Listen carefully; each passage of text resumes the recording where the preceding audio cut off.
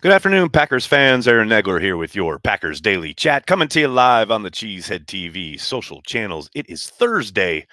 The Packers' huge announcement bringing back Christian Welch, the linebacker, who I think Corey admitted yesterday he had no idea who he was. But he is back in the lineup, but pretty quiet across the Green Bay front as we talked about yesterday on Packer Transplants. Thanks to all of you who tuned in. You can expect the Packers to probably sit back now and let the market settle quite a bit. Don't doubt for a moment that they'll continue to have conversations with folks and possibly let the second wave of free agency, so to speak, pass until getting to the third wave and then really kind of starting to pick things over. But for the most part, I would suspect the Packers are going to sit back and let prices come down, so to speak. I do think it's going to be fascinating to see if they sign either a linebacker or another safety in free agency prior to the draft, especially a linebacker. You got to think they don't want to go into next month's draft having to draft a linebacker. We've seen throughout Brian Gutekunst's tenure in Green Bay, he likes to ensure that he's not boxed in by need heading into the draft. But there's a long way to go, plenty of time prior to that having to happen. I did want to touch on Jaire Alexander as the name of this video indicates. I think we're in for a pretty significant bounce back year from Ja Money. There's no doubt 2023 was very frustrating, and not just because he did suffer multiple injuries, which kept him out for a good long time. There was obviously the late season suspension. We've heard nothing but good things from both Brian Gutekunst and Matt LaFleur about Jair heading, going forward, how he handled that entire situation. And here's the thing. I don't think it's telling tales out of school to say, even when, Jair was on the field yesterday, he was not his usual self. He was not as effective as he had been until you get late in the season post suspension and you look at a guy who's playing through an injury. That ankle really bothered him pretty much from the moment he got back. But man, don't look much further than that Dallas game to see how effective he can still be, especially when being asked to be aggressive, be a little bit more physical at the line of scrimmage. Big interception early in that game to turn the tide and really allow the Packers to take firm control of the game. And I'm not sitting here telling you, oh, Halfley's going to have him doing that down in and down out, but I do think we'll see quite a bit more of it from Jair and from the secondary in general. But Jair specifically should be allowed to use kind of his gifts, right? In a way that just wasn't very prevalent under Joe Barry. And now you can pinpoint certain games along Barry's kind of 3-year tenure in Green Bay where Jair was allowed to do some of those things. But more often than not, it feels like Jair was a victim of circumstance a lot of the time. I think a clean bill of health, obviously a number one, but B, the scheme switch and kind of a shift in focus and what is being asked of him is going to be very liberating for Jair. I expect we're going to see a guy who is allowed to be physical at the line of scrimmage, allowed to play a bit more man coverage, not a ton. I don't think it's going to be a huge shift. I do think he's still obviously going to be playing within a scheme, a vision based scheme, as we heard Halfley talk about. But I do think he's going to be given an opportunity to shine a little bit more. And I think he's up for it. I think he's going to rise to the challenge. And I think he's going to remind people, especially, a lot of the naysayers, not just other fan bases, but there's some people in the Packers fan base who have kind of started to rumble about Jair after this season. And I think he's going to put every one of those kind of doubts to rest. And I, for one, am very much looking forward to it. Hello to everybody in the comment section. So good to see everybody. Right off the bat here, I got Joseph asking, Nags, when can we get nervous that Jacobs and McKinney deals are not official yet? For example, Justin Simmons was supposedly going to the Eagles, but now they got C.J. Gardner-Johnson. The Packers are always meticulous about this sort of thing, most likely not even having those guys booked on a flight until things were official on Wednesday as far as the start of the new league year. Then they got to get them in the door. They got to get them, their physicals taken, and then the deal itself signed, etc. I would suspect we'll see and hear these official announcements soon, if not while I'm talking. But no, I don't suspect there's any reason to be nervous anytime when the Packers are involved because they are going to take things slow. They are meticulous about these situations, and that's just who they are, right? Now, we get here like next Thursday and there's still no announcement, then talk to me. But yeah, no, I am not nervous at all. What else we got here, folks? We got Abdul. What's going on, man? Haven't seen you in a while. Hey, Aaron, did they not know Jones would take a pay cut until this week? They had all offseason to figure it out. Just don't understand how things changed all of a sudden. Well, they weren't talking in season. That's not the time that those negotiations were had. You can talk about, what they knew or didn't know, but they hadn't talked to Rosenhaus until, after the season had concluded, and probably not until the combine a couple weeks ago. So, there was no doubt that they knew they wanted to get that cap hit under control, but they hadn't spoken to Jones's people at all until the combine. So, we talked about this pretty extensively on Transplants last night, and I would highly recommend, thanks to Tyler for clipping the segment about Aaron Jones, that you check that out here on the channel. Because I had some thoughts. Michael says, I'm so ready for the draft. You and me both, brother. Amar, how are you, man? Thanks for being a Carry the G Club member. How you feel about bringing Micah home? I feel like George and Brad in Ocean 11. We need one more. Loved y'all yesterday, as always. Hyped for 24-25. Yeah, I did see the report. I think it was MJ put it out there about the potential of a Micah reunion. I don't doubt maybe some phone calls have been had, maybe interest has been expressed, but I'm going to be very surprised if that actually materializes and ends up happening. And I'm not casting doubt on MJ's reporting. I'm sure he's heard what he's heard and putting it out there, but I'm going to be very, very surprised if that materializes. I think Mike is older on the kind of back end of his tenure in the NFL. It's not the type of deal Brian or the Packers would typically do, right? And I think you guys know this, but never say never. I'm not going to completely dismiss the idea out of hand. And possibly it's conversations about, look, if we get, down the road here in free agency or even post draft and we don't like our safety room, maybe we'll keep talking, right? That's the kind of thing where that kind of conversation would not surprise me in any way, shape, or form, as Brian says, in on every conversation, right? And clearly they're very familiar with the player. But yeah, aging, injured the last few years, player at the back nine of his career, typically not the kind of guy that Brian and the Packers want to sign. But again, never say never. We shall see. Abdul, thanks again, man. Could we have kept both Jones without a pay cut and Jacobs? Do you think Jones would have been okay with it? Abdul, you're really obsessed with this Jones thing, aren't you? Could they have? Sure. It would have really knocked their cap out of whack. $17 million cap hit for a back who played 11 games last year, and even when he's on the field, spends a good amount of that time on the sideline. That feels problematic, And look, I know we're all very emotional about the Aaron Jones thing for good reason. Amazing Packer, incredibly productive, etc.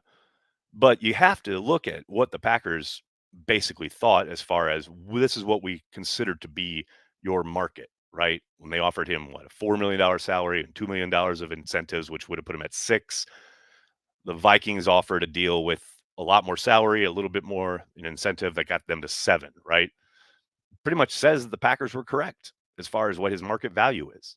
It's just rare that you ask a guy to take a pay cut and that he's especially a long-term veteran who's given so much to the team. That's why I said in Transplants last night, when they made that ask, they had to have known that there was a decent chance that he was going to balk at that and that there's no way that Rosenhaus was going to play ball. They wanted to move on. That's my guess. They just, didn't want to, as great as that end run was. And I think Billy said this on Carry the G Radio, the podcast earlier this week. Imagine Jones's insane productive stretch had been the first 5 games of the year, right? And then he had been injured for the rest of the remainder of the year, and we don't see him. I think Packers fans' feelings about this move would probably be a bit different.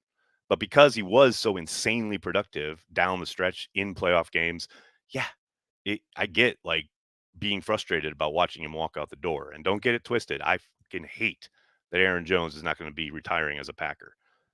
But dispassionately removing emotion from it, I understand the move. John, what's up, man? Does talent still outweigh issues off the field? That's a good question, John. I'm not quite sure where you're headed with that. I think it's a case-by-case basis. I don't think anything is a lock solid, this is always going to be the case. I think really depends on what issues you're talking about. David, what's up, man?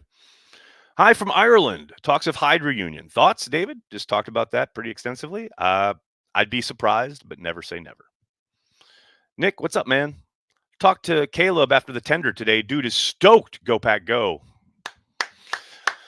Nick and I, we have a campaign here to get Caleb more playing time. Can't wait to get to training camp and watch him ball out. I really do think that injury last year just completely robbed him of a chance, right? And that's the other thing. I don't think he's going to be handed anything, but give him a chance to compete, and I think he will rise to that chance. Doug, what's up, man? Big day in Packer history. My 28-year-old kid got on the season ticket waiting list the day he was born. Got them this week. Go Pack Go. Amazing. Doug, that's an outstanding accomplishment, and that's got to feel great. Congrats to your kid. I hope he's got an open wallet. That's the part that hits quickest and hardest. Christopher, any news on the Jordan Love extension? There won't be any news, Christopher, until May. They are not allowed to even speak to each other, the two sides being Athletes First and David Mulgeta, Jordan's agent, and the Green Bay Packers, due to some very, very kind of buried minutia in the collective bargaining agreement because of the way the Packers approached the fifth-year option, giving him a one-year extension rather than exercising it. There is some very, very kind of buried deep reasons in the CBA that says they are not allowed to speak for like one calendar year after that move got made. So they are not allowed to speak about extension until early May. I think it's May 5th or 6th. But once that happens, I have zero doubt you will hear that they have entered talks, and sometime this summer you'll hear about an extension for Jordan Love. Maybe it drags out through the summer and they wait to announce it at the start of camp. They've done that kind of thing before with Bakhtiari, with Jordy Nelson back in the day. They like to start camp with some good news, and this would be a bit of good news, no doubt about it. Vex, what's up, man? Do you expect LVN to provide bigger impact for 23? Do you mean Lucas Van Ness to be able to, say, hurry the quarterback and allow 23 Jaire Alexander to feast? Yes. I think everybody up front is going to help in that regard. I do think one of the things I'm most excited about is the fact that as much as we've talked about Halfley and the 4-3 and the scheme they're switching to, the pressure packages that he's bringing in dating back to like Rex Ryan, can be a very creative system and a very creative way of getting after the quarterback, exerting pressure and getting the quarterback off his spot, maybe hurrying that release a little bit, should allow Jaire and those guys on the back end jump a few more routes, right? Make at least some plays on the ball. Think about that. I was kind of thinking about this. One of the reasons I started with Jaire today was I was going back and watching a couple games from last season. There are so many fucking games where you just watch and balls are completed without a defensive back in the area of the intended receiver. And if there is, it's very rare that there's even an attempt at a pass breakup. It's almost like, oh, I know this is going to be completed, but I got to make sure I make the tackle rather than contesting catches. Like that's going to look pretty different under Halfley.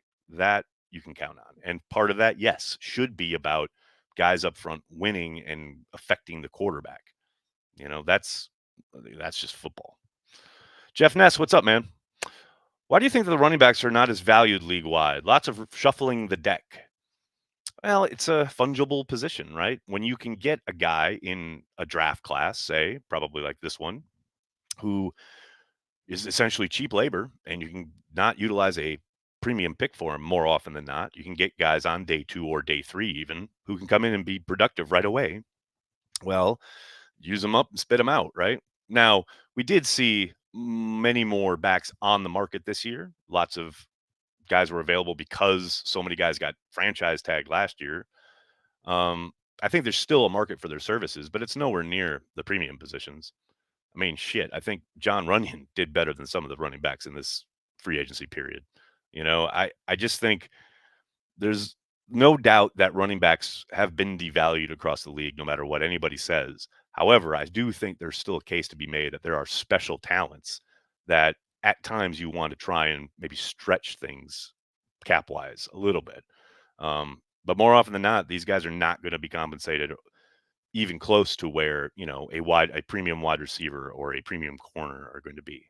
They're just considered to be way more fungible than those positions are.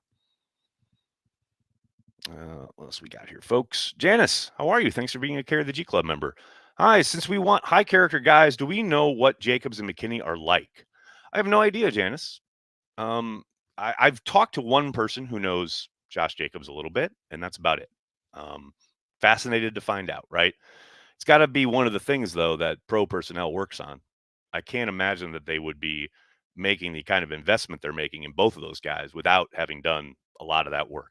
I mean, we talked about it with Milt Hendrickson during the draft guide 2 years ago, I believe it was. Talking about how much of scouting is doing that kind of work, and not just college prospects, but in pro player personnel, right? So yeah, no, I'm not very familiar with either of their characters or backgrounds or whatever. But again, Green Bay is not making this kind of commitment, especially financially, without having done some of that work or a lot of that work. Jeezy baby, what's going on, man? This is the beginning of the next dynasty. Move over, Chiefs. Things looking up like Carl Fredrickson. Bears still suck. Go Pack Go. Carry the G. Jeez, what's that line from C-3PO in Return of the Jedi? Oh, I wish I had your confidence. I mean, that's the hope, right? Opening up another window of contention for what could potentially be a dynasty. I mean, I'd like to live in that dream. I'd like to join you there. I got a ways to go, though. But I think they're heading in the right direction. As far as a dynasty, though, man, come on. Let's win a few more playoff games, maybe even participate in a Super Bowl before we start talking about dynasties in Green Bay. Relax. What's up, man? Bears still suck. Yes. Yes, they do. Levi, how you doing, man? Bounce back year for Stokes? That's a $1 billion question right there, man. I don't know how you go into 2024 counting on him. I've said that many times already this offseason. I'm sure I'm going to say it all offseason, into camp, preseason, etc. I love the idea of a bounce back year. I love the idea of his A, being able to stay healthy, and B, getting back to some of the stuff we saw his rookie season. Now, maybe Halfley, the new scheme, what he's asked to do, I hope that lends itself to his game, especially stuff at the line of scrimmage, guy with long arms, not afraid to be physical with wide receivers at the line, not going to always be pressing, but just hope that they are able to lean into his strengths a little bit more, because God damn, that second year was so hard to watch. That first game in Minnesota, it started there and it never really got better until he got hurt in Detroit in week 9. Those deep over routes where he's letting guys with free releases just flow into the middle of the field and giving up 20, 25-yard gains repeatedly all season long. That's got to stop. And then, he misses so much time with the injury, re-injures injures the hamstring on those 4 plays in Denver, then misses more time, like basically 4 more games, and then comes back and just looks bad in Carolina. I mean, bad. Now, how much of that is coming off the injury? How much of that is rust? How much of that is actual, regression or a lack of talent or whatever? I mean, who knows? But I love the idea, but there's a long way to go there. And again, I don't know how you count on it. You've got to be looking at him as a major question mark if you're the Packers, if you're Brian. And that's why I say, I know Justice says cornerback's not a need in this draft. I very much disagree for that reason, among others. Adam, what's up, man? My buddy Zim says to never buy a current Packer jersey. So who should I go for this year? Adam, always get a Bart Starr jersey. That's where you should start. Every Packers jersey collection should start with Bart Starr. And then after that, your mileage may vary. If you absolutely have to have a current Packer, may I suggest Elton Jenkins or perhaps Lucas Van Ness? Those are guys that I think will be around a while. Ryan, what's up, man? Like I said before, your best ability is availability. You ain't lying, man. Can't make the club in the tub. Luke, how you doing, man? Hope the West Coast is treating you well. Enjoy a beer on me. Who on the current roster would you like to have a beer with? Oh, it's a good question, especially now that Dave's not on it. Hold on a second. Let me salute. There we go.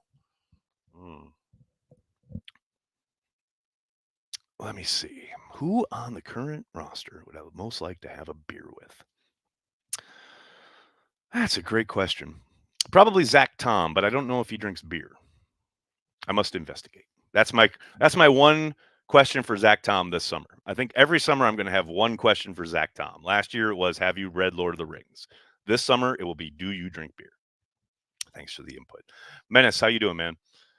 Remember when we let Micah Casey walk, but gave Nick Perry a pretty, pretty extension? I still have nightmares about it. Ted was solid GM, but woof on that one. I'll say this to the day I pass: the Casey Hayward thing made all the sense in the world. I'll never give Ted crap about that one. The Micah thing is hard because it wasn't Ted who made the call; it was Russ Ball. That's via Rob Domofsky's reporting. I'm not saying that out of turn. That has been out there for a long time because Ted's faculties were waning and things were hectic behind the scenes. Russ Ball made that call. So it's hard to put that one on Ted. The Nick Perry thing, yeah, he never really reached the potential that they saw for him. He certainly was effective for a while, even with a club on his hand. But yeah, that was probably a swing and a miss from Ted, no doubt. She said, Joey, what's going on, man? Jordan Fuller is still out there. Didn't I see he signed earlier today? I may be imagining that, but someone should check me in the comments. I'm not quite 1,000% sure, but I did think he signed somewhere. Nathaniel, what's going on, man? Josh Jacobs, Jingleheimer Schmidt. His name is my name too. Whenever he busts out, the D will always shout, there goes Josh Jacobs, Jingleheimer Schmidt. Nathaniel. Outstanding. And now you have just guaranteed that I'm going to can sing that on a watch party this year. Porkmaster, what's up, man? When you go to your next Packers game, will you please bring a sign that says, just tackle? Your hopes for the defense make me laugh, and I share them. Porkmaster, we can dream, man. We can. A man can dream. You guys ever considered signing Russ Ball to handle your financials? Sure, if Russ Ball would deign to speak with us. Chad, how are you, man? Random Packer, Tim Harris. Excellent pull. Phenomenal. No notes, Chad. Nick Seeley, how are you, man? Any idea how much salary cap is left, even though salary cap isn't real? Oh, it's very real. Ask the Bills or ask the Chargers. Very real. No idea how much is left. That's a Ken Ingalls question, my friend. Ed, how are you, man? Participate in a Super Bowl? How about we win 3 in a row and let some other teams participate? Just saying. I just want to get to the Super Bowl, man. Like, yeah, sure, win it. That'd be great. And then let's go win another one. I'm all about that life. I'm just saying, man. Like, let's just let things happen naturally. We don't need to like start talking about dynasties before we've even participated in a championship game. Autumn, how are you? Been watching tape on Xavier and noticed how many interceptions he has had and just amazing foresight to make crazy pass breakups. Shimmers of Woodson in his play. Here's hoping. Woodson's pretty lofty, but you can bet he is going to be near, around, breaking up, the football with way more regularity than we've been used to. I talked about this on Transplants yesterday. I think Tyler clipped it for our socials. Yeah, it's going to be like eye-opening. Packers fans are just not going to know what sport they're watching with McKinney out there. It's going to be noticeable. He is absolutely a ball hawk and one of those rare guys who can play center field, right? Do that post safety, like deep third, etc. But man, he diagnoses stuff really well and breaks on it, trusts his eyes, and is able to go from center field, like that far hash even, and get over to the opposite sideline, the pass breakup up the sideline, things of that nature that we just haven't seen a whole hell of a lot of in Green Bay in a very long time. I am with you. I am very, very excited about that signing. Ian, what's going on, man? How are you? Still think we sign a vet safety in the next few days. I know that list is getting limited, but still options. Thanks, bro. Ian, I agree. Like I said kind of at the start here, I think they'll continue to let the market settle a little bit. But yes, I do think at some point another vet safety will probably be on the offering. But we'll see. I mean, maybe the market doesn't materialize. Maybe everyone is, or essentially just, snapped up by teams that are willing to pay a little bit more. That's entirely possible. But yeah, I'm with you, man. I think that we'll get another signing or two yet. Menace, how are you?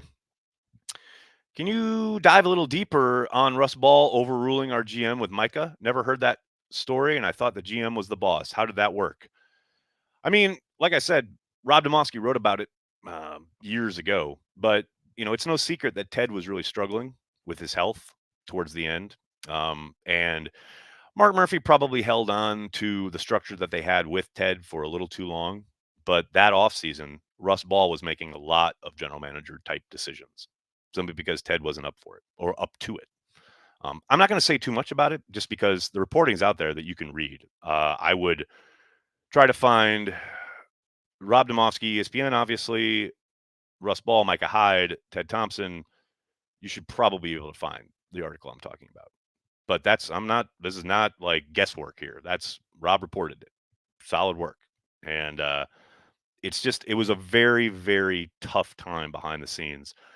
I'll never forget because I was on the beat and we would be at those games with the Packers, basically, especially on the away games. They would sit right behind us.